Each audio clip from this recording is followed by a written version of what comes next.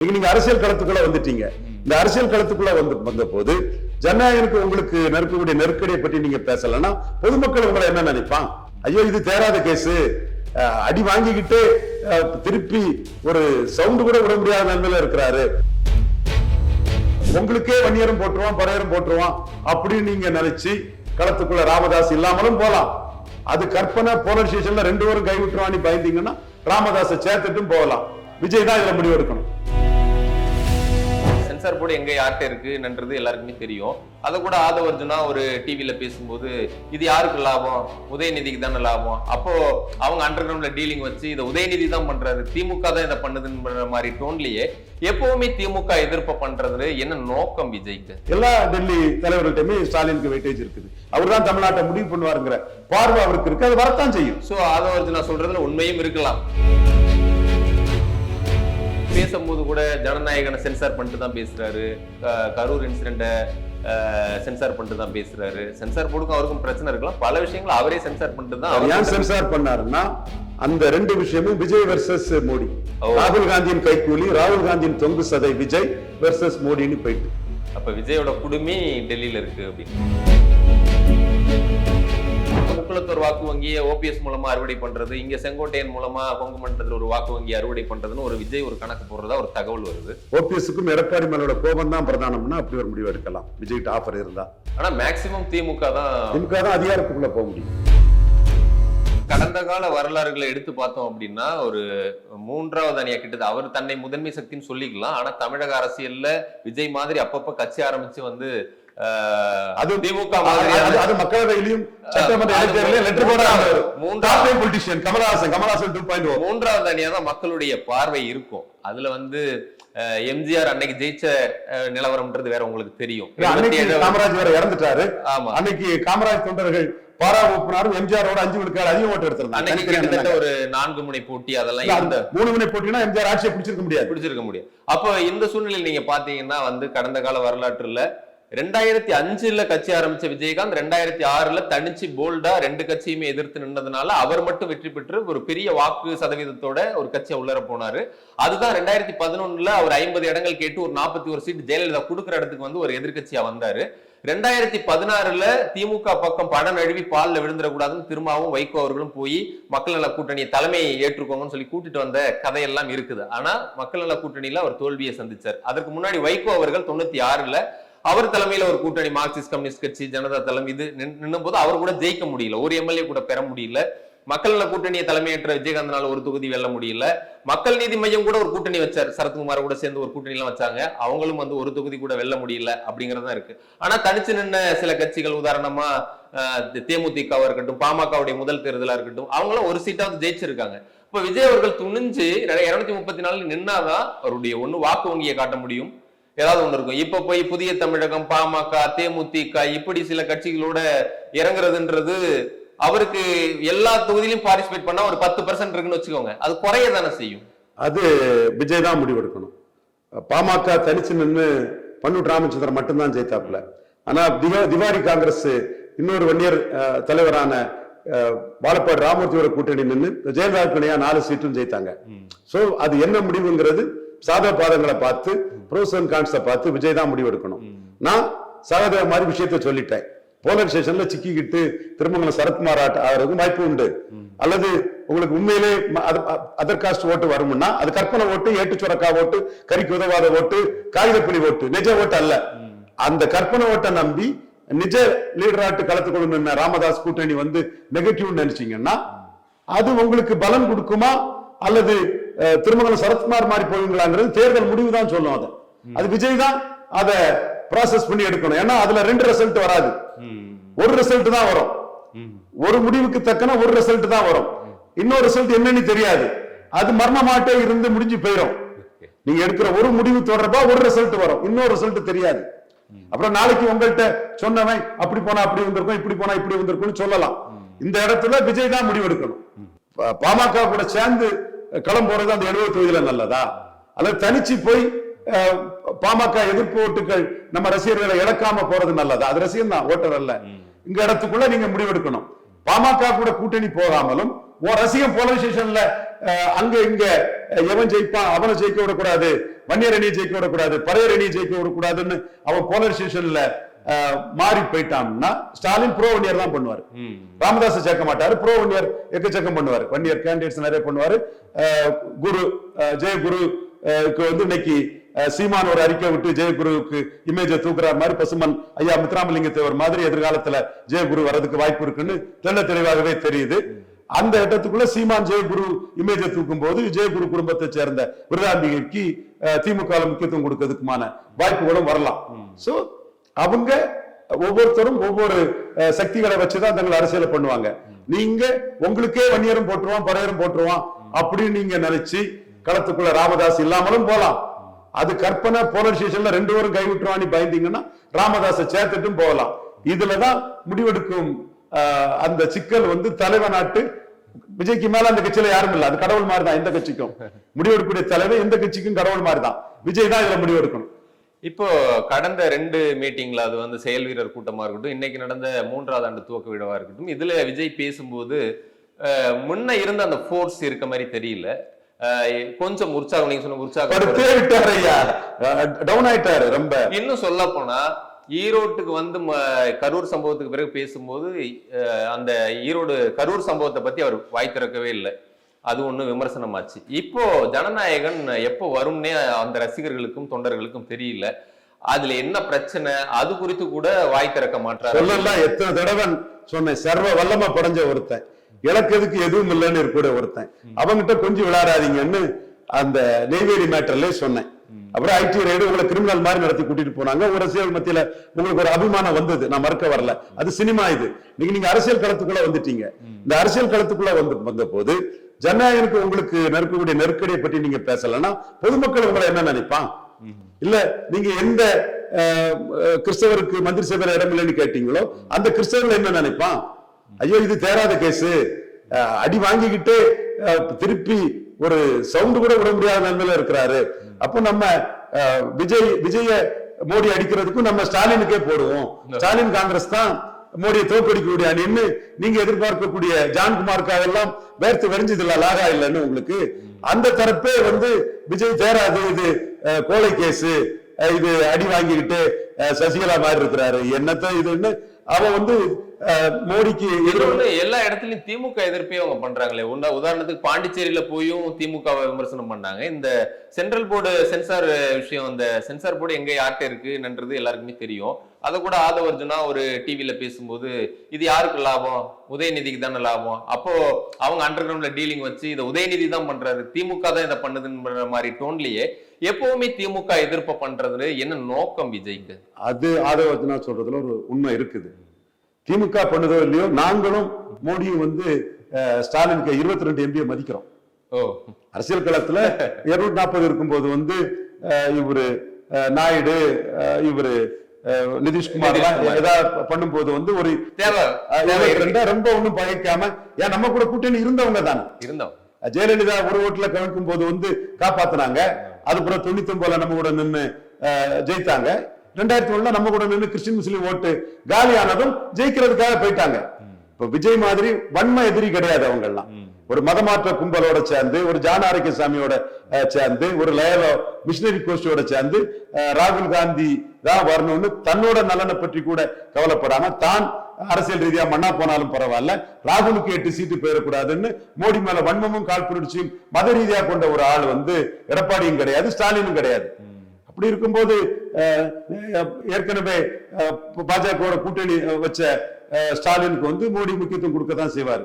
Emergency எதிர்த்த ஒரு முதல்வரின் மகன் என்பதனால் எமர்ஜென்சியில் ஸ்டாலின் கைது செய்யப்பட்டாருங்கிறத கூட மோடி சொன்னவர் தானே. இது வந்து 22 எம்பி இருக்கிறதுனால ஸ்டாலினுக்கு வந்து மம்தா கிட்ட வெயிட்டேஜ் இருக்கு, ராகுல் கிட்ட வெயிட்டேஜ் இருக்கு, மோடி கிட்ட வெயிட்டேஜ் இருக்கு, எல்லாருக்கிட்டையுமே எல்லா டெல்லி தலைவர்கள்ட்டையுமே ஸ்டாலினுக்கு வெயிட்டேஜ் இருக்குது. அவர் தான் தமிழ்நாட்டை முடிவு பண்ணுவாருங்கிற பார்வை அவருக்கு இருக்கு. அது வரத்தான் செய்யும். சோ ஆதவர்ஜுனா சொல்றதுல உண்மையும் இருக்கலாம்.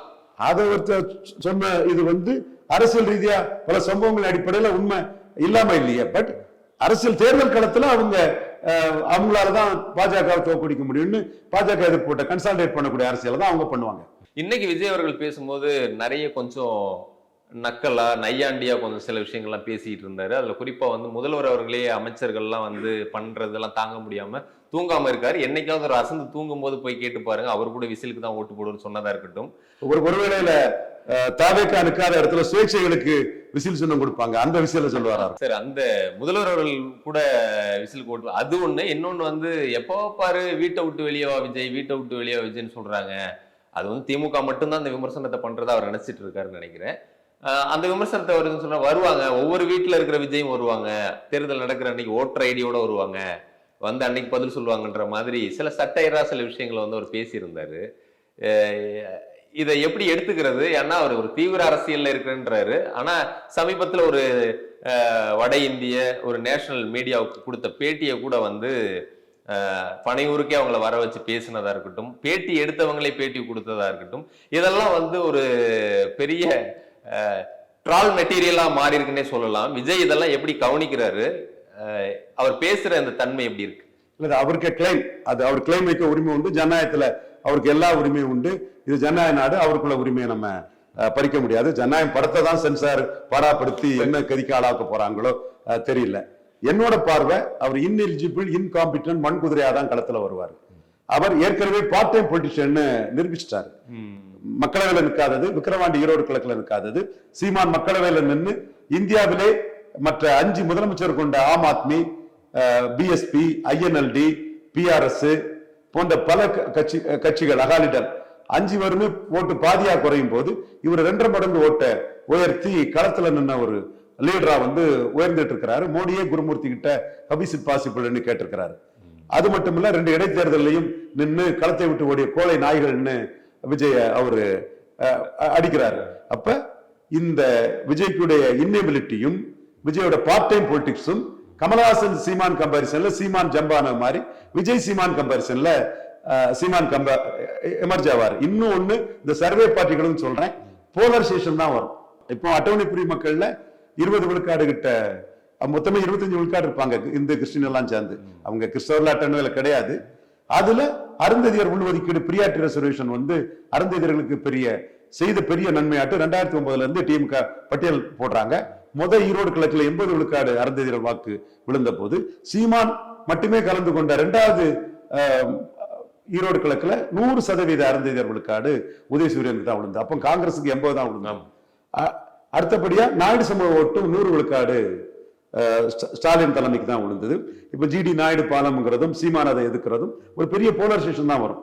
அந்த போலரைசேஷன்ல பறையர் தேவேந்திர குல வேளாளருக்கு 5 விழுக்காடு இடஒதுக்கீடு உயர்த்தி கொடுக்கணுங்கிற சீமானுக்கு பறையர் தேவேந்திர குல வேளாளர் வாக்கு வங்கி உயரும். விஜய் அங்கேயும் இல்லாம இங்கேயும் இல்லாம இவருக்கு முகத்தை பார்த்து ஓட்டு போயிடுவாங்கன்னு திருமங்கலம் சரத்குமார் மாதிரி சுத்தமா அடிபடுவார். இதுதான் நடக்க போகுது. பறையருக்கு ஓட்டு போட தெரியும், தேவேந்திர குல வேளாளருக்கு ஓட்டு போட தெரியும், அருந்ததியருக்கு ஓட்டு போட தெரியும். இவங்க சினிமா பார்த்து இவங்க எல்லாம் ஓட்டு போடுவாங்கன்னு சொன்னா இவருக்கு தலைவா படத்தை ஜெயலலிதா அடிச்சு தூக்கி வீசனம் போறதும், ஜெயலலிதா வந்து 6 விழுக்காடு வாக்கு உயர்ந்தாங்க, ஜெயலலிதா வந்து 39க்கு 37 ஜெயித்தாங்க. அப்பவே விஜய் வெற்றி வெற்றி செல்லாத நோட்டுன்னு ஜெயலலிதா நிரூபிச்சுட்டாங்க. அதுக்கு பிறகு அவரு ஜெயலலிதா உயிரோடு இருக்கிறது வரை அரசியலே பேசல. சோ என்னோட பார்வை, விஜய் என்ன கிளைம் பண்ணாலும் களத்துக்குள்ள வரக்கூடிய போலரைசேஷன்ல விஜயால கமலஹாசனால சீமான் எமர்ஜ் ஆன மாதிரி விஜயால சீமான் எமர்ஜ் ஆவாரு. அது மட்டும் இல்ல, விஜய் பார்ட் டைம் பொலிட்டிஷியன்ங்கிறத நிரூபிக்கும் போது அது சீமானுக்கு கூடுதல் பலமா வருங்கிறதா என்னோட கணிப்பு. அவர் இப்ப இன்னும் லாங் டைம் அரசியலுக்காக வந்திருக்கேன்னா சொன்னதா தகவல், அப்படி பேட்டியில சொன்னதா? அப்படி இருக்கிறவர் ஏன் பிரஸ் சந்திக்க தயங்குறாரு? இன்னும் சொல்ல போனா அவரு வந்து பேசும்போது கூட ஜனநாயகனை சென்சார் பண்ணிட்டு தான் பேசுறாரு, கரூர் இன்சிடென்ட சென்சார் பண்ணிட்டு தான் பேசுறாரு. சென்சார் போர்டுக்கும் அவருக்கும் பிரச்சனை இருக்கலாம், பல விஷயங்களை அவரே சென்சார் பண்ணிட்டு தான். ஏன் சென்சார் பண்ணாருன்னா அந்த 2 விஷயமும் விஜய் வெர்சஸ் மோடி. ராகுல் காந்தியின் கைக்கூலி, ராகுல் காந்தியின் தொங்கு சதை விஜய் வெர்சஸ் மோடின்னு போயிட்டு. அப்ப விஜயோட குடுமி டெல்லியில இருக்கு அப்படின்றீங்க? விஜய்க்கு வந்து சசிகலா ட்ரீட்மெண்ட் நான் 9ஆம் தேதி சென்சார் போறதுக்கு முன்னே 8ஆம் தேதியே சொன்னேன். உங்க நடவடிக்கைகள் ஜான் ஆரோக்கியசாமி பின்ன மத வெறி துவேஷத்துல உள்ள நடவடிக்கைகள், அதற்குள்ள இது மோடி கிட்ட நீங்க அடைஞ்சுதான் தீரணும். அதுல காம்ப்ரமைஸுக்கெல்லாம் வழி இல்லை. ஓகே, இப்ப நீங்க சொல்லும் போது கூட ராமதாஸ் ஒரு ஆப்ஷன் விஜய்க்கு இருக்கு, விஜய்க்கும் தேவை, மியூச்சுவலா இருக்கு. ஆனா நீங்க அப்ப கூட ஓபிஎஸ் எதுவும் சொல்ல மாட்டீங்களே. ஓபிஎஸ் உடைய ஸ்டேட்டஸ் இப்ப என்னவா இருக்கு? அவர் இன்னும் அருமை அண்ணன் எடப்பாடின்னு எல்லாம் கெஞ்சி எல்லாம் அந்த பாத்து வார்த்தை அவர் சொல்லலைங்க, அது அப்படி போயிட்டு அந்த மாதிரி போயிட்டு. இல்ல, ஆனா அவரு அப்படி சொன்னதாதான் தகவல். அப்படிதான் வீடியோ எடுத்து பாருங்க. அவர் தினகரன் சென்றிருக்கா சொல்லும் போது தினகரன் பேசணும், கன்வின்ஸ் பண்ணணும்னு சொல்றாரு. இருந்தாலும் அந்த அவருடைய விருப்பத்தை வெளிப்படுத்தியிருக்காரு. ஆனா அதை மறுத்துட்டாரு இவரு. என்ன வேற ஆப்ஷன் என்ன இருக்கு? இப்ப சேரணும் அப்படின்னா அவருடைய நிபந்தனைகள் நியாயமானதா இருக்கு. வேற வேற வழி இல்ல. பெரியார் மண்ணல்ல, பெரியாரே மண்ணுன்னு பெரியாரையே இன்னைக்கு பேசக்கூடிய அளவுக்கு அங்கீகாரம் பெற்ற ஒரு கட்சி வந்து பெரியாருக்கு எதிராக போர்க்குளம் போட்டு நிற்கிறாங்க. இந்த சூழ்நிலையில் திராவிட இயக்கத்தை காப்பாற்ற வேண்டியது நம்ம கடமை. ஒரு திராவிட இயக்கம் ஆட்சியில இருக்கணும்னு சொன்னதே மக்கள் திலகம் எம்ஜிஆர் தான். திராவிட இயக்க இதை தெளிவா நின்று திராவிட மதம்னு சொன்னது மக்கள் திலகம் எம்ஜிஆர் தான். கனிமொழி ராஜ்சபா ஆகிறதுக்கு உதவுனது ஜெயலலிதா அம்மையார் தான். ஸோ ஒரு திராவிட இயக்கத்தை மேலும் பலப்படுத்த வேண்டிய கடமை நமக்கு இருக்குது. பெரியார் மண்ணல்ல, பெரியாரே மண்ணுன்னு எல்லாம் திராவிட இயக்கத்துக்கு எதிராக பலர் வரும்போது ஸ்டாலின் கரத்தை பலப்படுத்துற நம்ம கடமை. ஸ்டாலினுக்கு வந்து கலைஞர் போல எதிர்ப்பு இல்லை. தொடர் வெற்றி பெறது காரணமே திராவிட இயக்கத்தை அவரால் தான் காப்பாற்ற முடியும்னு ஒரு அறிக்கை விட்டுட்டு திமுக கூட போகலாம். இங்க என்டிஏக்குள்ள வந்து பிரயோஜனம் இல்லைல்ல, பிரயோஜனம் இல்லை. இப்ப இன்னும் தேமுதிகவும் கூட்டணிய ஃபைனல் பண்ணாம இருக்கிறாங்க. அவங்களுடைய டிமாண்ட் தான் என்ன? திமுக கூட்டணி முடிவாயிரும்னு தெரியும். முடிவு ஆயிடுச்சு. நந்தன் கால்வாய் இதுல தம்பி விஜய் பிரபாகரன் கேட்டு ஸ்டாலின் 42 கோடி ஒதுக்கீடு பண்ணியிருக்கிறாருங்கிற கருத்தும், ஏழை எளிய மக்களோட வளர்ச்சி திமுக அரசுல பிலோ பாவர்ட்டி லைன்ல உள்ளவங்க இருக்காங்கிறதும் இன்னைக்கு ஹிந்துல உள்ள அந்த ரெண்டு விஷயத்தையும் சொல்லும் போது கூட்டணி முடிவாயிட்டுன்னு தான் நான் பாக்குறேன். இந்த தடவை கண்டிப்பா தேமுதிகவுக்கு ஒரு வாய்ப்பு இருக்கு. அது திமுக கூட அப்படிதான் தெரியுது. ஏன்னா இந்த டைம்ல இந்த ரெண்டையும் அவங்க பேச வேண்டிய அவசியம் இல்லை. ரெண்டு பத்தியில தெளிவா நீங்க கூட பாருங்க. ஆனா இந்த பக்கமும் என்டிஏலையும் தேமுதிகவை இழக்கக்கூடாது அப்படின்றது பாஜக நினைக்கிறாங்க. அதுக்கு பேச்சுவார்த்தைகள் நடந்தது கூட கேள்விப்பட்டோம். எடப்பாடி விரும்பலையோ? ஏன்னா இல்ல, ஏற்கனவே ஒரு ராஜ்யசபா சீட் விவகாரம் பிரச்சனை இருந்துச்சு. எடப்பாடி பாமக தான் விரும்புவார், தேமுதிக அவர் விரும்ப மாட்டார். அவர் எடப்பாடியில இருந்து அரசியல் பண்றாரு. எதிர்கட்சி தலைவர் ஆகணும்னா பாமக தான் முக்கியம்னாரு. 2021 அதுதான் நடந்து. 24 ஏன் தேமுதிகவை சேர்த்துட்டாருன்னா பாஜக கூட போயிட்டாங்க. சோ தேமுதிக சேர்த்துக்கிட்டாரு. ஓபிஎஸ் தாவேகா ஸ்டாண்ட் எடுக்கிறதுக்கான வாய்ப்பு இல்லையா? தாவேகா ஓபிஎஸ்க்கு ஒரு ஆப்ஷன் தான். அது செங்கோட்டையன் சொல்றாரு, இவரு ஜேசிடி பிரபாகரன் சொல்றாரு. ஆனா நாங்க கேள்விப்பட்ட தகவல் என்னன்னா, ஓபிஎஸ் அவர்கள் கூட்டணிக்கு தாவேகா போகலாம் அப்படின்னு யோசிச்சா, அங்க விஜய் அவர்கள் கூட்டணி ஒரு அணியா நீங்க வராதீங்க, கட்சிக்குள்ள வந்துருங்க. அதாவது செங்கோட்டையன் சேர்ந்தது போல நீங்களும் சேர்ந்துட்டீங்கன்னா தென் மண்டலத்தை ஓபிஎஸ் கிட்ட ஒப்படைக்கலாம். அப்படி பார்த்தா ஒரு முக்குளத்தூர் வாக்கு வங்கியை ஓபிஎஸ் மூலமா அறுவடை பண்றது, இங்க செங்கோட்டையன் மூலமா கொங்கு மண்டலத்தில் ஒரு வாக்கு வங்கி அறுவடை பண்றதுன்னு ஒரு விஜய் ஒரு கணக்கு போடுறதா ஒரு தகவல் வருது. அப்படி வாய்ப்பு இருக்கா போறதுக்கு? செங்கோட்டையன் எடப்பாடி மேலோட கோபத்துல இந்த முடிவு எடுத்திருக்கிறாரு. ஓபிஎஸ்க்கும் எடப்பாடி மேலோட கோபம் தான் பிரதானம்னா அப்படி ஒரு முடிவு எடுக்கலாம் விஜய்கிட்ட ஆஃபர் இருந்தா. ஆனா மேக்சிமம் திமுக தான் அதிகாரத்துக்குள்ள போக முடியும். சார், அதே போல நாம் தமிழர் சீமான் அவர்கள் 234 தொகுதியிலும் அவர் தனிச்சுதான் நிக்க போறார். அவர் எப்பயுமே அவர் ஒரு தனித்துவமான ஒரு அரசியல, தமிழ் தேசிய அரசியல பண்ணிட்டு இருக்கார். இப்போ வன்னியர்களுக்குள்ள குறிப்பா பாமக இந்த பிரச்சனை எல்லாம் போயிட்டு இருக்கு. ஜெயகுருனுடைய மகள் கூட கட்சியெல்லாம் ஆரம்பிச்சு இந்த ஒரு சூழ்நிலையில ஜெயகுருவுடைய பிறந்த நாளுக்கு ஒரு வாழ்த்தை நாம் தமிழர் இருந்து சீமான் அவர்கள் தெரிவிச்சிருக்காரு. இதுக்கு பின்னாடி இருக்கிற அரசியல் கணக்கு என்ன? இதுக்கு பின்னாடி உள்ள அரசியல் கணக்கு என்னன்னா, திராவிட கட்சிகள் வன்னியர் பறையர்களை பிரிச்சு வச்சு டிவைட் அண்ட் ரூல்ங்கிற அந்த ஒரு பாலிசியில அவங்க வெற்றி பெறாங்கிறதான் சீமானுக்கு ஒரு கணக்கு. அப்போ யுனைட் அண்ட் வின், வன்னியர்களையும் பறையர்களையும் தமிழர்னு ஒன்றிணைச்சு ஒரு அரசியல் பண்ணி அதுல உள்ள மிகப்பெரிய பலனின் அடிப்படையில தான் வெற்றி பெற முடியுங்கிறது சீமானுக்கு நோக்கம். அந்த வகையில தான் அவர் பொன்பரப்பி தமிழரசனை எடுத்தார். பொன்பரப்பி தமிழரசன் வன்னியர் பறையர் ஒற்றுமைக்காக முந்திரி காடுகள்ல கடுமையா செயல்பட்டு வருங்கிறது எல்லாருக்கும் தெரியும். ஸோ பொன்பரப்பி தமிழரசனுக்கு ஒரு ஹீரோ இமேஜ், தமிழ் தேசிய அடையாளமாட்டு. தமிழ் தேசிய அடையாளம்ங்கிறது வன்னியர் சமூகம் தான், பெருத்த எண்ணிக்கை கொண்ட வன்னியர் சமூகம் தாங்கிறத சீமான் பொன்பரப்பி தமிழரசனுக்கு அதை கொடுத்துட்டு இருக்கிறாரு. இப்போ கூட தமிழரசனுக்கு குடும்பத்தை சேர்ந்த ஒருத்தரை வேட்பாளர் நிறுத்ததுக்கான ஒரு பெண்ணை பேசுறதுக்கான பேச்சுவார்த்தையில இருக்கிறாரு. அவங்க கேபபிளா அதை எடுத்து செய்ய முடியும்னா அவங்க கேண்டிடேட்டா வர்றதுக்கும் வாய்ப்பு இருக்குது. அதே மாதிரி கலியபெருமாள், பொன்பரப்பி தமிழரசனுக்கு குருவா இருந்தவர் கலியபெருமாள், சோழ நம்பியார்லாம் நம்ம நண்பர், அவருக்கு தந்தை. அதே மாதிரி வள்ளுவனும் என்னோட நண்பர் தான். அவங்க அந்த இதுல தீவிரமானாங்க. நேற்று கூட சோழ நம்பியார தங்கப்பச்சானில திருமணத்துல பார்த்தேன், பல விஷயங்களை பேசிக்கிட்டோம். சோ அவங்க நம்பிங்கிற அவங்களோட சோழ நம்பியாரோட மனைவி கலிய பெருமாளோட மருமகள், அவங்களும் உறவுக்கார பண்ணு தான், அவங்க ரத்த உறவு தான், கலிய பெருமாளோட சகோதரி மகான்னு தான் நினைக்கிறேன். அவங்கள வந்து ஒரு வேட்பாளரா சீமான் நிறுத்துறாரு.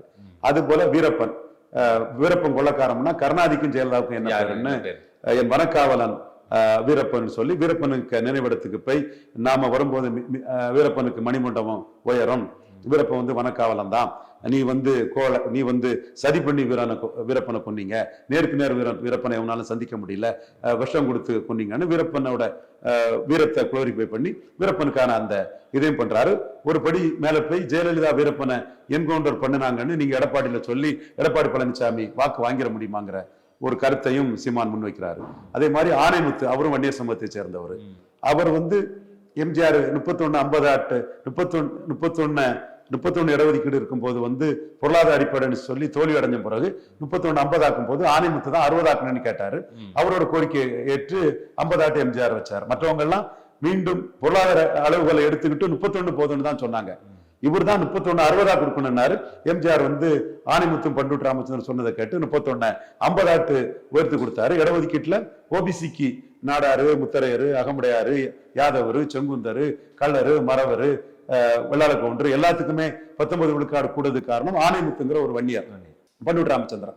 சோ ஆணைமுத்தை வந்து இடஒதுக்கீட்டுக்காக டெல்லியில போய் அவங்க உழைச்சது, அது எல்லாமே அவரு சீமான் முன்னெடுத்து போறாரு. இப்படி அவரு வன்னியர் அடையாளங்களை தமிழ் தேசியத்தின் முன்னோடியாட்டு தமிழ் தேசிய அடையாளமா கொண்டு போகும்போது பாட்டாளி மக்கள் கட்சியை சேர்ந்த ஜெயகுரு வந்து பற்றி ஒரு படம், ஜெயகுருவை பற்றி ரொம்ப குளோரிஃபை பண்ணி நிலங்கள் ரவி எல்லாம் பேசுற ஒரு வசனம், கௌதமன் இயக்குனர் பண்ணி படையாண்ட மாவீரா ஒரு பிஎன்சியில வசூலா போன படம், ஒரு படம் தான், கமர்ஷியலா மோசம் கிடையாது. அந்த படத்துக்குள்ள விழாவில எல்லாம் கலந்துகிட்டு குருவை பொழுது பேசணும் மட்டுமில்ல, இன்னைக்கு வந்து ஜெயகுருவோட ஜெயந்தி வந்து பிப்ரவரி 1ஆம் தேதி வன்னியர் ஜெயந்தியா பெரிய அளவுல அவருக்கு காடு வெட்டில நடந்திருக்குது. இது எதிர்காலத்துல பசுமனையா முத்துராமலிங்க தேவர் ஜெயந்தி மாதிரி குரு ஜெயந்தியும் வந்து வட தமிழகத்திலே ஒரு பெரிய ஒரு ஜெயந்தியா கொண்டாடக்கூடிய ஒரு விதை, தேவர் ஜெயந்தி போலவே குரு ஜெயந்தி விதை ஊனப்பட்டிருக்கு. அதற்கான சில செயல் திட்டங்களும் உருவாகி வருது. அதுல குருவுக்கு மருமக மனோஜி, மகா விருதாம்பிகை, மகன் கனல், இவங்க எல்லாம் அதுல நின்று அந்த குடும்பத்தினர் வந்து செயல்படுறாங்க. ஜெயகுரு பாட்டாளி மக்கள் கட்சி மகா ஒரு விருதாம்பிகை வந்து ஒரு கட்சி கூட ரெஜிஸ்டர் பண்ணியிருக்கிறாப்புல. இந்த இடத்துக்குள்ள குருவுக்கு வந்து என்டையர் வட தமிழகம் ஃபுல்லா வன்னியர் இளைஞர்கள் மத்தியில ஒரு பெரிய ஒரு மாவீரன். இது நீங்க எந்த பாமக மாநாட்டில் பார்த்தாலும் குருவுக்கு பேனரும் பதியனும் இருக்கும். ராமதாசும் அன்புமணியும் கூட குருவை பேசிதான் கைத்தட்டல் வாங்கக்கூடிய ஒரு சூழல் இருக்குங்கிறத நம்ம அந்த மாநாட்டுக்குள்ளேயே நம்ம பார்த்தாக்கோம். குருவை பேசும்போதுதான் அந்த வன்னியர் மாநாட்டுக்குள்ள பெரிய கைத்தட்டல். அப்போ ஒரு பலமான வீரியமான விதையாட்டு குரு இமேஜ் இருக்குது. அந்த இமேஜுக்கு முதல் ஒரு அரசியல் தலைவரா நாம் தமிழர் சீமான் வந்து குருவுக்கு இன்னைக்கு இதை போட்டிருக்கிறாரு. இது பற்றி வாத பிரதிவாதங்கள் வரும், எதிர்ப்புகள் வரும். அது வந்து என்ன வந்தாலும் வரட்டு, நம்ம அதை பேஸ் பண்ணுவோம். வன்னியர் பறையர் ஒற்றுமைக்காக நம்ம அதை பேஸ் பண்ணுவோம். அது நம்ம குருவை பாக்குற பார்வை வேறன்னு பேஸ் பண்ணுவோம்னு வராரு. இது என்னன்னா பசுமன் முத்துராமலிங்க தேவர் உயிரோடு இருந்த போது அவரை பலரும் பார்த்த பார்வை வேற. அப்போ இன்னும் சொல்ல போனா தேவர் டெட் இஸ் மோர் பவர்ஃபுல் தான் தேவர் அலை. முதல்வர் கலவரத்துக்கு பிறகும் பெருந்தர் அண்ணா பெருந்தகை பெருந்தலைவர் காமராஜருக்கு செலவு வச்சு நெகிர வச்சு திறந்துதான் அந்த அரசியல் களத்தை 62ல அண்ணா களமாடினார். தேர்தல் முடிவுக்கு பிறகு பசுமன் தேவருக்கு 1.3 விழுக்காடு வாக்குகளும் அவர் ஒரு எம்பியும் தொடர்ந்து 3 முறை அனைத்து ஜாதி ஆதரவுலையும் அவர் எம்பியா 3வது முறை வந்தாரு. ஒரு எம்பியும் 3 எம்எல்ஏ தான் அவங்க கிடைச்சாங்க. பட் அந்த தேவர் இமேஜ் மேல பெருகி போகும்போது கள்ளர், மறவர், அகமுடையார், வல்லம்பர், மணியக்காரர் இந்த மக்கள் எல்லாமே அவர் நினைவிடத்துக்கு ஒரு சித்தையாட்டு ஒரு துறவியாட்டு அவரை பார்த்து வந்து கூடும் போது அந்த முக்குலத்தோர் கம்யூனிட்டியோட அரசியல் வந்து பெரிய அளவுக்கு பல்கி பெருகி அன்னைக்கு அண்ணா ஆட்சி காலத்துல 67ல ஒரு மந்திரி கூட இல்லாத முக்குலத்தோருக்கு இன்னைக்கு ஸ்டாலின் ஆட்சி காலத்துல 5 மந்திரிங்கிற அளவுக்கு அந்த முக்குலத்தோர் அரசியல் எம்பி எம்எல்ஏ எல்லாமே பெரிய அளவுல உயர்றது காரணம் அந்த பசும்பொருள்ல முக்குலத்தோர்கள் வந்து ஒன்றா சங்கமிக்கக்கூடிய ஒரு நிகழ்வு தான். அது வந்து எல்லா கட்சியும் வராங்க, முதல்வர் வராங்க. அந்த அளவுக்கு அது பெரிய நிகழ்வா இருக்கும் போது குரு ஜெயந்தியும் வந்து பெரிய அளவு கொண்டு வரணுங்கிற நோக்கங்கள் இருக்கு. குரு என்னோட நண்பர், பாட்டாளி மக்கள் கட்சியில இருக்கும்போது எனக்கும் அவருக்கும் கருத்து மோதல்கள் நிறைய வந்திருக்கு. ஒரு கட்டத்துல வந்து காமராஜ் நாடார் தான் படையாட்சியும் இதையும் நாயக்கரையும் காலி பண்ணாரு, கோழிய பிரியாணி போட்டு சாப்பிட்டாருன்னு சொன்னாங்க, கசாப்பு போட்டு சாப்பிட்டுறாங்கன்னு சொன்னாங்க. அப்படி காமராஜ் நாடார் தான் நம்மளை இது பண்ணாருன்னு கூட்டத்திலே குரு பேசினாரு. அப்ப எனக்கு தெரியும் காமராஜ் 2 சீட்டு தான் கொடுத்தாரு. அவர் முதலியார், ரெட்டியார், நாயுடு, உடையார், பிள்ளை, யாதவர், பிராமணர், முஸ்லிம் பிளஸ் பேக்கிங் கம்யூனிட்டி பரையர்னு தான் ஒரு பொலிட்டிக்ஸை காமராஜ் பண்ணாரு. அதைத்தான் குரு வந்து அன்னைக்கு யாருமே பாமகவோட கூட்டணிக்கு வராத போது அதை பேசினார். 98ல நாம தான் திரும்ப கலைஞர் அழிக்க நினைக்கும் போது பாட்டாளி மக்கள் கட்சி நம்ம கடமை அந்த பொலிட்டிக்கல் ஆப்ஷனை கொடுத்து 4 சீட்டு 5 சீட் ஆக்கி அழிக்க நடந்த கட்சியை நம்ம வந்து காப்பாத்தி விட்டது நாம தான். அதுக்கு நம்ம கடமை. துணைத் தலைவர், செய்தி தொடர்பாளர், அரசியல் தலைமை குழு உறுப்பினர் நம்ம பண்ணணும். பட் 96ல யாரும் கூட்டணிக்கு வராத போது குரு இந்த கருத்தை என்கிட்ட சொன்னாரு. ஏன்டல அந்த கூட்டத்துல பேசினாரு. அப்புறம் குரு கிட்ட நான் கூப்பிட்டு தனியா சொன்னேன், குரு உங்களோட 1 இயர் உணர்வை நான் பாராட்டுறேன். ஆனா காமராஜ் ஏன் பண்ணாருன்னா அவர் வந்து ஒரு 1 இயர் லீடர். ஆனா ராஜாஜி கூட சேர்ந்து அவருக்கு எதிராக அவரை கவுத்து போடுறதுக்கு வாய்ப்பு உண்டு. அப்போ ஒரு அரசியல்வாதி நீங்க காமராஜ் நாடார் 1 இயருக்கு எதிராக பண்ணாருங்கிற அந்த வார்த்தை வந்து நியாயம் இல்ல. அதே காமராஜ் தான் முதல் அரசியல் சட்ட திருத்தத்தை கொண்டு வந்து இவ்வளவு 1 இயர்களுக்கு நம்ம இடஒதுக்கீடு கேட்கறதுக்கு பிசிக்கு இந்தியா ஃபுல்லா ஏன் தமிழ்நாட்டில் உள்ள முக்குலத்தோர் 1 இயர், யாதவர் 64க்கு பிறகு நாடார், 74க்கு பிறகு வெள்ளாள கவுண்டர்கள்லாம் இன்னைக்கு வாழ்வு வருதுன்னா காமராஜ் கொண்டு வந்த முதல் அரசியல் சட்ட திருத்தம் தான். அவருக்கு அதிகாரத்துல தான் அது வந்தது. அது நீங்க தளபதி இன்னொரு 1 இயரே புக் எழுதியிருக்கிறாரு. காமராஜருக்கு அதிகாரம் இல்லைன்னா யாது முதல் அரசியல் சட்ட திருத்தம்? காக்கா கலைஞர் கமிஷனை நேரு நிறைவேற்றினாரா? காமராஜருக்காக இதை நிறைவேற்றினாரு. அப்ப காமராஜர் தான் 1 இயர்களுக்கு இன்னைக்கு இந்த வளர்ச்சி வர்றதுக்கு காரணம். அரசியல் தலைவரா படையாட்சி நாயக்கருக்கு எதிராக காமராஜ் செயல்பட்டாருன்னா அவர் வந்து ராஜாஜி ஆட்களா இது பண்ணிடுவாங்கிறத சொன்னேன். அவர்கிட்ட கூட்டத்துல பேசும்போது மறுத்து சொல்லலாம். வெளியே வந்து இது பண்ணேன். சரிதான் வக்கீல் சார்ன்னு ஒத்துக்கிட்டாரு. பட் எங்க உணர்வை நீங்க புரிஞ்சுக்கிடணும்னாரு. நான் உங்களை புரிஞ்சதுனால தானே உங்களுக்கு அநீதி இழைக்கிறாங்கன்னு உங்க கட்சியில வந்து துணைத் தலைவரா இருக்குன்னு சொன்ன கையை பிடிச்சிட்டு ஆமா தெரியும் நீங்க எந்த அளவுக்கு இதுல இருக்கிறீங்க. அந்த ஜெயங்கொண்டா நிலக்கரி சுரங்கத்தை பிர்லாவுக்கு கொடுக்க கூடாதுன்னு அந்த போராட்டம் நடத்ததுக்கே ஐயா கிட்ட நீங்க தான் சொன்னீங்க. மண்டல் கமிஷனுக்கு எதிராக ராஜீவ்காந்தி கருப்பு கொடி காட்டுங்க நீங்க தான் சொன்னீங்க. எல்லாமே ஐயா என்கிட்ட பேசியிருக்கிறாரு. அது என்கிட்ட சொன்னாரு. ரொம்ப நட்பா இருப்பாரு. 1 இயர் உணர்வு வந்து 100க்கு 100 இருந்தார். அந்த காமராஜ் நாடார் படையாட்சி நாயக்கரையும் இது பண்ணிட்டாரு, சேவலை அடிச்சு சாப்பிட்டாருன்னு அந்த உணர்வை காட்டினாலும் கூட, அதுல நான் மாறுபட்ட கருத்தை சொல்லி விளக்கம் கொடுத்தாலும் கூட அவரோட 1 இயர் உணர்வு வந்து அன்கொஸ்டின் 100%. அதுல எந்த இதுவுமே இல்லை. முழுக்க முழுக்க அந்த சமுதாயத்துக்காக தன்னை அர்ப்பணிச்சவர். அந்த சமுதாய இளைஞர்கள், அந்த சமுதாயம் அரசியல் ரீதியாக எழுச்சி அடையணுங்கிறதுல எவ்வித பிரதிபலனும் தனக்குன்னு பார்க்காம பண்ணது. இன்னைக்கும் அவர் குடும்பம் வந்து ஓரளவு நிலபலம் உள்ள குடும்பம் கூட அரசியல் ரீதியா வந்து இழந்துதான் இருக்காங்கன்னா என்னோட பார்வை. அவருக்கு தேவர் மாதிரி ஒரு இமேஜ் வரணுங்கிற ஒரு விதை வந்து இந்த வருஷம் ஊண்டப்பட்டிருக்கு. நிச்சயமா இது வீரியமான விதை மிகப்பெரிய அளவுல முளைச்சி வரும். இந்த மாதிரிப்பட்ட ஐகான்களை கொண்டு வர்றதுல வந்து முத்துராமலிங்க தேவர் இதை கொண்டு வந்ததுக்கு 69ல பிரசிடென்ட் எலெக்ஷன்ல காமராஜ் கேண்டிடேட் ரெட்டி தோத்தம் பிறகு கலைஞர் தான் அதை கொண்டு வந்தாரு. மதுரையில விவி கிரியை கூப்பிட்டு ஒரு தேவர் சிலையை கொண்டு வந்து பெரிய அளவில் கொண்டு வந்தாரு. அதுக்கு முன்னாடி உள்ள ஆண்டு தேவர் குரு பூஜையில தடை விதிச்சு ஐயா மூக்கையா தேவர், பிரமலைக்கலர் வகுப்பை சேர்ந்தவர் மூக்கையா தேவர், சசிவர்ண தேவர் கூட கைதாகல. மூக்கையா தேவர் தலைமையில ஒரு ரொம்ப குறைஞ்ச பேர் தான் கைது பண்ணாங்க. அந்த எண்ணிக்கையை சொல்ல விரும்பல, குறைஞ்ச பேர் தான் கைதானாங்க. பட் வீரியம் உள்ள விதனால இன்னைக்கு எங்கேயோ வந்து அணுக்குது. அதே மாதிரி இமானுவேல் சேகரனார் நினைவிடம் வந்து 57ல அவரு மரணம் அடைஞ்சாரு. அதுல தேவர் மேல பொய் வழக்கு தான் போடப்பட்டது. அந்த இது வந்து டாக்டர் ராமதாஸ், நான் டாக்டர் ராமதாஸ், ஜான் பாண்டியன், ஹனிபா, கோமதி அம்மாள் இவங்க எல்லாமே சேர்ந்து என்னோட பிரெயின் சைல்டு தான் அது. இது எல்லா கட்சியுமே தேவர்களுக்கு முக்கியத்துவம் கொடுத்து பசுமன் தேவரையாவுக்கு முக்கியத்துவம் கொடுக்கும் போது நம்ம ஒரு ஐக்கா நாட்டு இமானுவேல் சேகரனை எடுத்தா நமக்கு இதுல வாக்கு வங்கி வரும், நாம இதுக்கு இது பண்ண முடியும், நமக்கு இதுல இந்த பகுதியில் நமக்கு இழக்கிறதுக்கு தேவர் ஓட்டு ஒண்ணும் இல்லை அப்படின்னு சொல்லி டாக்டர் ராமதாஸை கன்வின்ஸ் பண்ணி அவர் கொண்டு வந்ததுனாலதான் இன்னைக்கு இமானுவேல் சேகரனார் நினைவு இதுவும் பெரிய அளவுல இருக்குது. அதே மாதிரி இந்துக்களின் காவலரா இருந்த ஐயா தாலிக நாடா இருக்க நினைவிடம் பெரிய அளவுக்கு இன்னைக்கு பிக்கப் ஆகி வருதுன்னா, இந்துக்களின் தந்தையாட்டு அது பிக்கப் ஆகி வருதுன்னா, டாடா ஃபைட்ல கலைஞரையும் சோனியா காந்தியும் ஜெயித்த பிறகு விவி மினரல்ஸ் அவங்க நான் சொன்னவங்களுக்கு எல்லாம் டொனேஷன் கொடுத்து அந்த இதுக்குள்ள நம்ம பிக்கப் ஆகி அது பெரிய அளவுக்குள்ள வருது. இப்படி ஒரு பொட்டன்ஷியல் ஆட்டு பசுமன் தேவரையா இது பெரிய அளவு வர்றது மாதிரி குரு இதுவும் பெரிய அளவு வர்றதுக்கு வாய்ப்பு இருக்கு. அதை ஒரு அங்கீகரிக்கப்பட்ட கட்சி தலைவரா சீமான் அரசியல் ரீதியா இன்னைக்கு பண்ணியிருக்குது. தமிழக அரசியல் களத்துக்குள்ள போல்ரைஸ்ட் வடதமிழர் பொலிட்டிக்ஸுக்குள்ள சீமான் பல திட்டங்களோட நுழைகிறாரு.